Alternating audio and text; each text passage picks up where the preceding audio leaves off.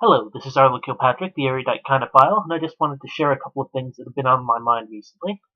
First of all, tonight's the night of the election, and thankfully Barack Obama seems to have won 290 electoral votes to 192.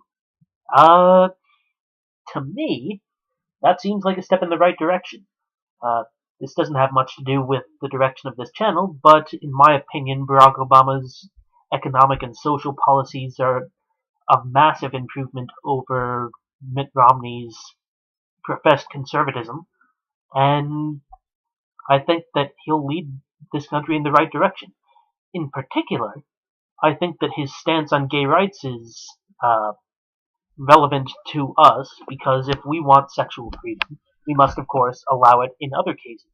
And say what you will about bestiality, but I don't think anyone can deny that what consenting adults do in private is of no importance legally. So long as they're both consenting, there's no problem. To me, it seems like with animals, the same standards apply. It's just that it's harder to tell when consent is happening versus when it's not, and more study needs to be done on that. Actually, the Supreme Court decision of Lawrence v. Texas has an interesting consequence in what the dissenting opinion of Justice Scalia was. Justice Scalia felt that if the court wasn't going to uphold moral reasons to make certain things illegal, then there would be a slippery slope and whole bunches of behaviors, including bestiality, would no longer have any legal ground to stay prohibited. And just to quote his dissent here, uh, state laws against bigamy, same-sex marriage, adult incest, prostitution, masturbation, adultery, fornication, bestiality, and obscenity are likewise sustainable only in light of Bauer's validation of laws based on moral choices. Every single one of these laws is called into question by today's decision. The court makes no effort to cabin the scope of its decision to exclude them from its holding. Blah, blah, blah. The impossibility of distinguishing homosexuality from other traditional moral offenses is precisely why Bowers rejected the rational basis challenge. The law, it said, is constantly based on notions of morality, and if all laws representing essentially moral choices are to be invalidated under the Due Process Clause, the courts will be very busy indeed. So, yeah, it seems to me like Justice Scalia was right, but not in the way that he intended. It seems to me that upon closer examination of what it means for adults to consent and the means by which other species are capable of doing so, we will actually see at some point in the future, I don't know how far in the future, an increase in the sexual freedoms over virtually all fields. So there's that. There's also another thing, and this won't be that important unless you know me personally, in which case, please tell me that you're seeing this video, because it's very odd that you would actually know me, and I wouldn't know that you were searching me out by this kind of video. I was recently volunteering for a play, I think you can see it here, A Bad Year for Tomatoes. And it involves two different things which are relevant to our zoophilia. One is a very minor point, but it's one that's nonetheless kind of funny. Basically, there is a character in this play, although, well, he's not in the play, he's never actually brought out, but he's mentioned, who is a sort of, well, he has sex with animals. Now, it's not the kind of thing which is encouraged. In fact, the play has a very humorous take on the whole thing. And the fact that it's with a duck, which is probably not anatomically equipped to take a human being in a way that's not harmful to it, is just there to make it all the funnier to most people.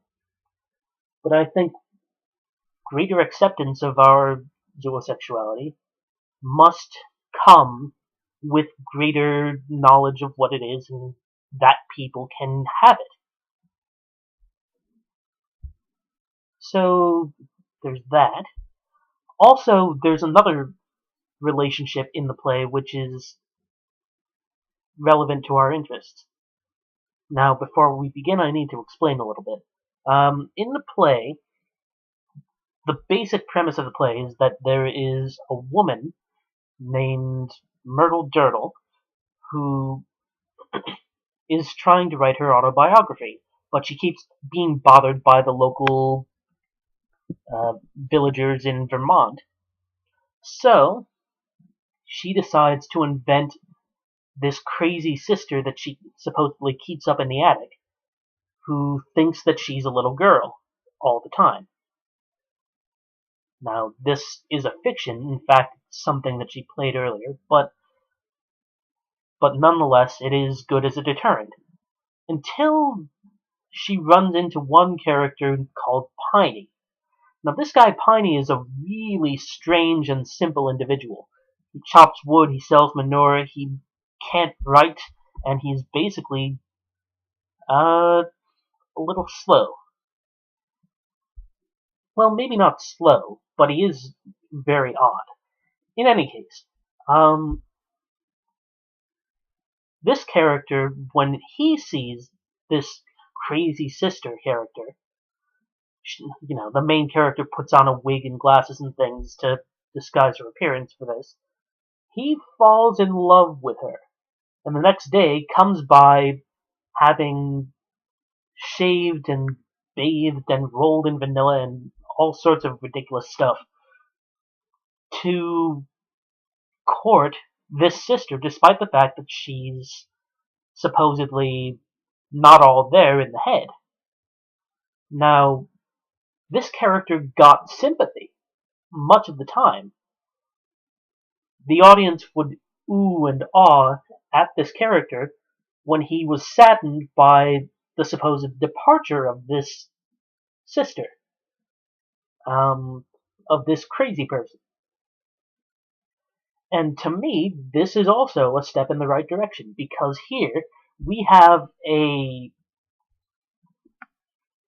individual who supposedly is not mentally all there, but who nonetheless could potentially have a consensual relationship with this other person, Piney. Now, it doesn't really. That's not to say that it would be easy to determine whether the consent was actually there, and it would actually be a little bit creepy because she thinks like a little girl does. But to me, it seems that so long as both people are happy, and so long as the girl is never going to get better, supposedly, so long as she's never going to be able to regret her decision to engage in sexual intercourse, if that were the case, then their relationship would be fine, morally. And I think that this play inadvertently gives a decent little moral parable about zoophilia and about how it can be acceptable. So that's it from me. Thankfully, Obama won, and we will hopefully see more sexual freedom in the future. So long.